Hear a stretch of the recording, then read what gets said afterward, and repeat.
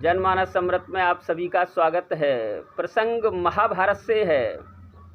पिछला वीडियो जिसका शीर्षक था गंगा अपने पुत्रों को धारा में क्यों बहा देती थीं, इसमें सुना भीष्म का जन्म हो चुका है। गंगा महाराज शांतनु को छोड़कर जा चुकी हैं। महाराज शांतनु सत्यवती से पुनः विवाह करना चाहते थे, लेकिन उसके पिता मल्लाह की शर्त को महाराज शांतनु ने नहीं माना और विवाह नहीं हो सका। यहाँ तक पिछले वीडियो में सुन चुके हैं। महाराज शांतनु मल्लाह की बात को सुनकर हस्तिनापुर लौट आते हैं और कुछ चिंतित रहने लगते हैं। देवव्रत अब धीरे धीरे बड़े होने लगे। 12-13 वर्ष की अवस्था है देवव्रत की। महाराज शांतनु को चिंतित देख करके एक दिन देवव्रत ने कहा कि आपको क्या कष्ट है, इस चिंता का क्या कारण है। शांतनु ने बेटे को वो सच बात नहीं बताई और कुछ अन्यान्य बातें बता करके बहला दिया। देवव्रत को लगा कि उसके पिता शांतनु उनसे कुछ छुपा रहे हैं। उन्होंने मंत्रियों से पूछा, मंत्री भी नहीं बता पाए। तब उन्होंने अपने पिता के सारथी को बुलाया और कहा, सारथे आप बताइए मेरे पिता महाराज शांतनु को क्या कष्ट है, किस बात की चिंता है। सारथी ने कहा, राजकुमार देवव्रत आपके पिता सत्यवती नाम की लड़की से विवाह करना चाहते हैं। उसके पिता मल्लाह की शर्त है कि यदि सत्यवती के पुत्र ही हस्तिनापुर के राजा बने तो वो विवाह करेगा, और ये शर्त आपके पिता ने नहीं मानी। वो चाहते हैं कि हस्तिनापुर के राजा तो आप ही बने, इसलिए वो विवाह नहीं हो सका और इसी वजह से महाराज शांतनु को चिंतित रहते हैं। राजकुमार देवव्रत ने ऐसी बात सुन करके अपने रथ को तैयार करवाया। रथ में बैठकर कुछ ब्राह्मणों को साथ लेकर के उस मल्लाह के यहाँ पहुँच गए। जब मल्लाह ने सुना हस्तिनापुर के राजकुमार देवव्रत आए हुए हैं तो हाथ जोड़े भागा भागा आया और कहा, राजकुमार कहिए मैं आपका कौन सा प्रिय कार्य करूं। देवव्रत ने कहा, आप अपनी बेटी सत्यवती का विवाह महाराज शांतनु से कर दें। मल्लाह ने कहा, राजकुमार जो शर्त मैंने आपके पिता को बताई थी वही आपको बता रहा हूं। मैं भी चाहता हूं कि सत्यवती का विवाह महाराज शांतनु से कर दूं। उनसे अच्छा वर मुझे और कोई नहीं मिल सकता, लेकिन मेरी एक शर्त है। देवव्रत ने कहा, क्या शर्त है बताइए। मल्लाह ने अपनी शर्त बताई कि यदि मेरी बेटी के पुत्र ही हस्तिनापुर के राजा बने तो मैं सत्यवती का विवाह महाराज शांतनु से कर सकता हूं। देवव्रत ने कहा, सुनिए मैं ये प्रतिज्ञा करता हूं कि मैं राज्य नहीं लूंगा और आपकी बेटी के जो पुत्र होंगे उन्हीं को राजा बनाऊंगा। ये बात सुन करके भी मल्लाह को सोचता रहा। देवव्रत ने कहा, अब क्या बात है, क्या सोच रहे हैं, आपकी समस्या हल कर दी। मल्लाह ने कहा, अब मुझे आपसे खतरा नहीं है, मैं आपकी बात पर विश्वास करता हूँ, लेकिन मैं ये सोच रहा हूँ कि आपके पुत्र मेरी पुत्री के पुत्रों को मार करके राज्य छीन सकते हैं। अब मुझे आपके पुत्रों से खतरा लग रहा है। यह बात सुन करके भीष्म मुस्कराए और बोले, मल्लाह सुन मेरी बात को। ऊपर अंतरिक्ष भी सुन रहा है, नीचे पृथ्वी सुन रही है, सभी दिशाएं सुन रही हैं, ईश्वर साक्षी है।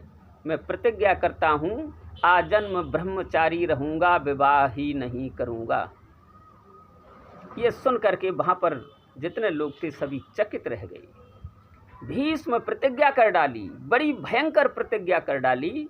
यहीं से देवव्रत का नाम भीष्म पड़ गया, भीष्म प्रतिज्ञा करने से। यह सुन करके मल्लाह का सर झुक गया। उसने हाथ जोड़कर कहा, देवव्रत आप बिल्कुल ही सत्यवती को ले जाइए और महाराज शांतनु को सौंप दें। देवव्रत ने सत्यवती को बड़े सम्मान के साथ रथ पर बिठाया और हस्तिनापुर ला करके महाराज शांतनु को सौंप दिया।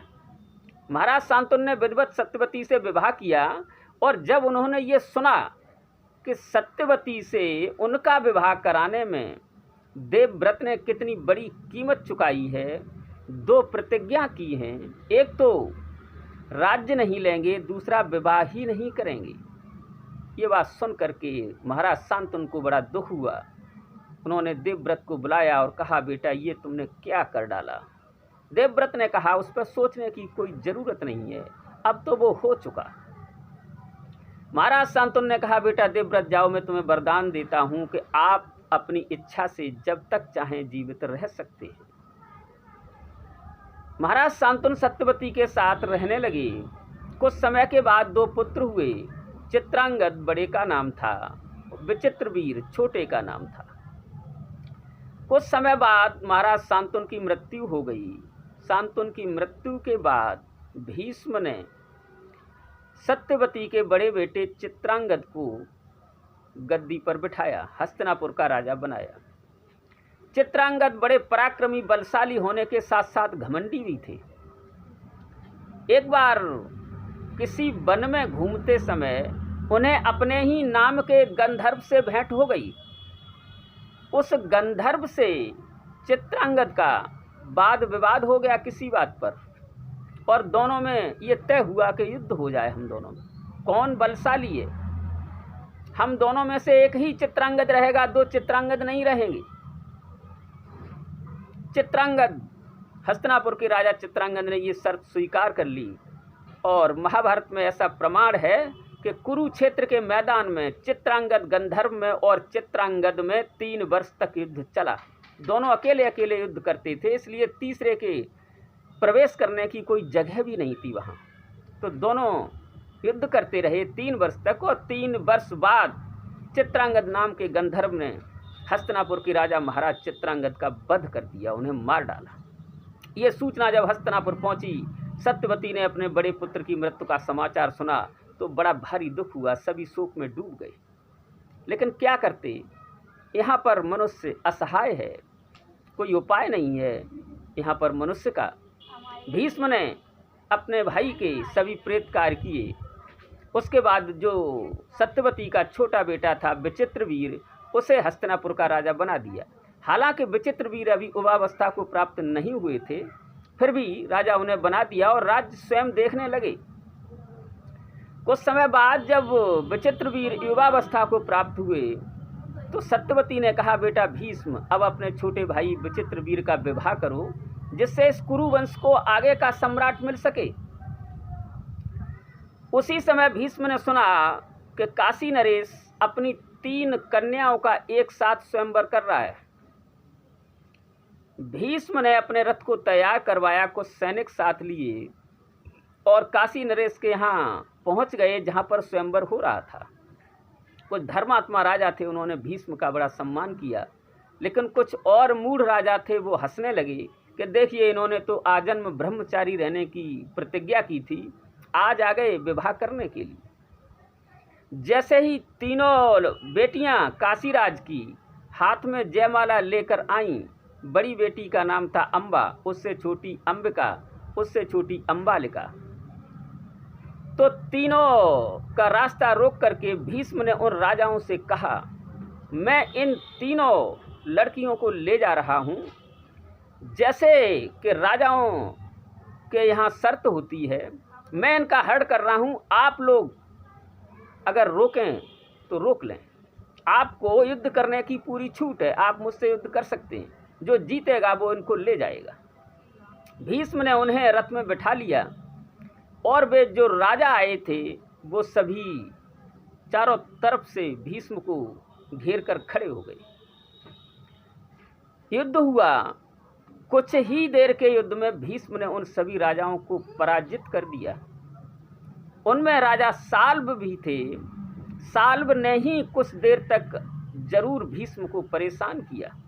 कुछ देर तक युद्ध में साल्व उनके मुकाबले डटे रहे, लेकिन अंततः भीष्म ने साल्व को भी पराजित करके उन तीनों लड़कियों को लेकर हस्तिनापुर पहुंच गए।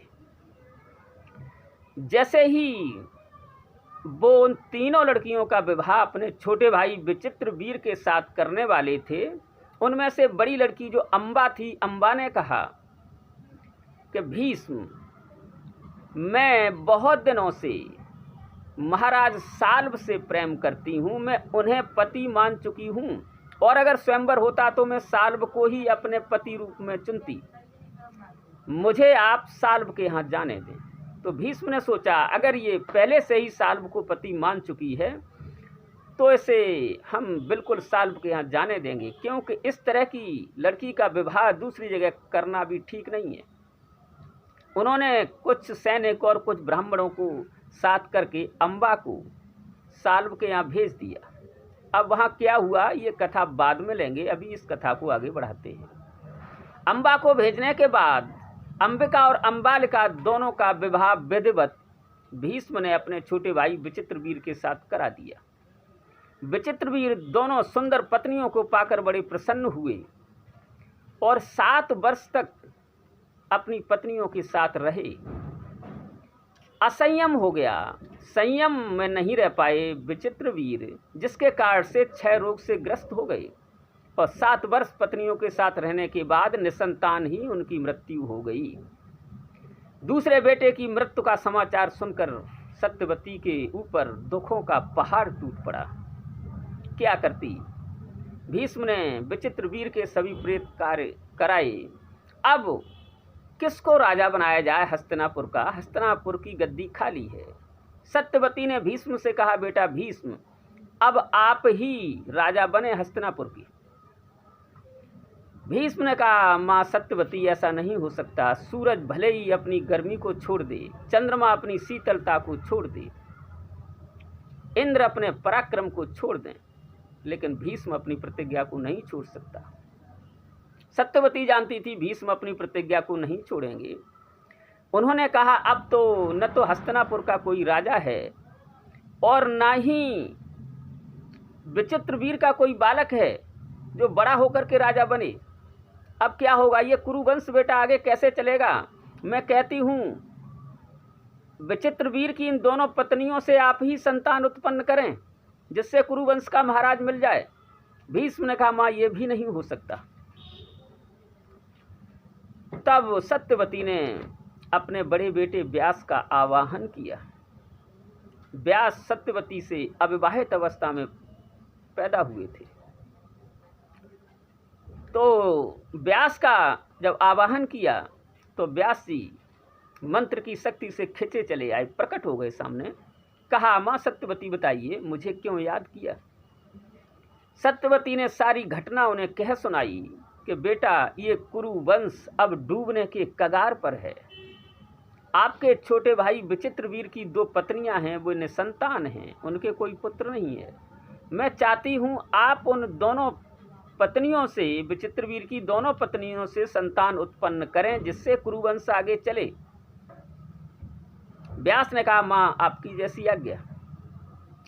मैं उनके साथ नियोग करूँगा और कुरुवंश को सम्राट मिलेगा।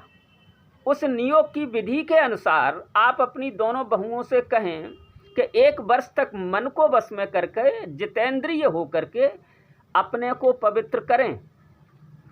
सत्यवती ने कहा, बेटा व्यास ऐसा नहीं होगा, मुझे अतिशीघ्र पुत्र की आवश्यकता है। 1 वर्ष तक मैं इंतजार नहीं कर सकती। तो व्यास ने कहा, माँ मैं आपकी ही बात मानता हूँ। यदि आपकी बहुएं मेरे गंध रूप वेश को बर्दाश्त कर सकें तो आपको शीघ्र ही पुत्र मिल जाएगा और कुरुवंश का आगे का सम्राट मिल जाएगा। जाओ अपनी बड़ी बहू से कह दो जाकर के, मैं उसके महल में आज रात 12 बजे के करीब आऊँगा। उससे कह देना वो घबराए नहीं, क्योंकि नियोग की विधि के अनुसार जो नियोग करने जाएगा वो अपने सारे शरीर पर घी चुपड़ कर जाएगा, अपने रूप को कुरूप बना कर जाएगा और नियोग के बाद फिर उस स्त्री को अपनी पुत्री के समान मानेगा। नियोग में काम वासना नहीं, सिर्फ संतान उत्पन्न करने हेतु जाना होता है, न कि काम वासना से। शरीर को सिर्फ एक यंत्र की तरह उपयोग करना होता है और कुछ नहीं, वहाँ काम वासना से नहीं। सत्यवती ने अपनी बड़ी बहू अंबिका से कहा जाकर, आज रात को तुम्हारे एक देवर संतान उत्पन्न करने का वरदान देने तुम्हें आएंगे, तुम्हें घबराना नहीं है और आपको बैठ करके उनका इंतज़ार करना है। सत्यवती वापस आ जाती हैं अपने महल में।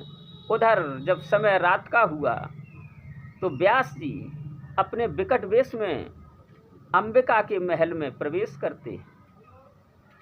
अंबिका ने जैसे ही उनका विकट वेश देखा वो डर गई।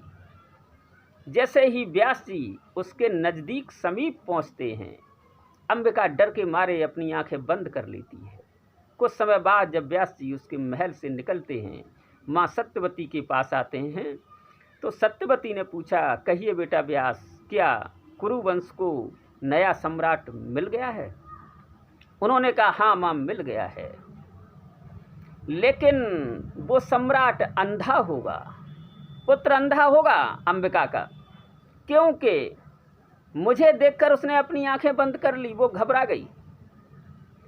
तो वो पुत्र जो पैदा होगा 10,000 हाथियों का बल होगा, पराक्रमी होगा, सब कुछ होगा, धर्मात्मा भी होगा, लेकिन अंधा होगा। सत्यवती को ये बात स्वीकार नहीं थी कि कुरुवंश का सम्राट अंधा हो। ये बात सत्यवती ने कहा, मुझे नहीं स्वीकार है, आप मेरी छोटी बहू जो है अंबालिका, उससे नियोग करें और एक अच्छा सम्राट दें। सत्यवती अंबालिका के पास जाकर वही बात उसे समझा के आई और अगली रात जब व्यास जी अंबालिका के पास पहुँचे, जैसे ही उसके नज़दीक पहुँचते हैं तो अंबालिका का शरीर डर के मारे पीला पड़ जाता है। व्यास जी कुछ देर बाद जब अंबालिका के महल से निकल कर माँ सत्यवती के महलों में आते हैं तो सत्यवती बड़ी उत्सुक थी। उसने कहा, बेटा व्यास, कहिए, क्या एक अच्छा स्वस्थ सुंदर सम्राट कुरुवंश को मिल गया? उन्होंने कहा, माँ, मिल तो गया, लेकिन वो पांडु रोग से पीड़ित रहेगा हमेशा, उसे पांडु का रोग होगा। सत्यवती को ये बात भी ठीक नहीं लगी। उन्हें, बेटा ऐसा क्यों होगा? व्यास ने कहा, अंबालिका ने मेरे डर के मारे शरीर को पीलापन छा गया, उसके शरीर में अंबालिका का शरीर पीला हो गया, इसलिए वो पुत्र जो पैदा होगा वो पांडु रोग से पीड़ित रहेगा। सत्यवती ने कहा, ऐसा नहीं बेटा, अब की बार मैं अपनी बड़ी बहू को फिर आपके पास भेजती हूँ। आपको बड़ी बहू के पास जाना है और मुझे एक स्वस्थ सुंदर सम्राट चाहिए। व्यास ने कहा, ठीक है माँ। फिर सत्यवती ने अंबिका को समझाया और उस रात जब व्यास जी पुनः अंबिका के पास पहुंचते हैं तो डर की वजह से अंबिका ने अपने ही वस्त्र, अपने ही गहने पहना करके अपनी दासी को वहां भेज दिया। उस दासी ने बड़ी भक्ति भाव से व्यास जी की सेवा की। कुछ देर बाद व्यास जी जब अंबिका के महल से दासी से नियोग क्रिया करने के बाद जब माँ सत्यवती के पास आए तो सत्यवती ने पूछा, बेटा कहिए, क्या हुआ? क्या कुरुवंश को एक स्वस्थ सुंदर सम्राट मिल गया? उन्होंने कहा, माँ नहीं, इस बार अंबिका ने धोखा किया मेरे साथ, स्वयं ना करके अपनी दासी को भेज दिया, अपने ही वस्त्र पहना करके। उस दासी ने बड़ी भक्ति भाव से मेरी पूजा की। इस भक्ति भावना के कारण उसका जो पुत्र होगा वो भगवान का बड़ा भक्त होगा। बस ये कह करके व्यास जी अंतर ध्यान हो गए। अंबिका के जो पुत्र पैदा हुआ, समय आने पर उसका नाम धृतराष्ट्र रखा गया, जो अंधे थे जन्म से ही।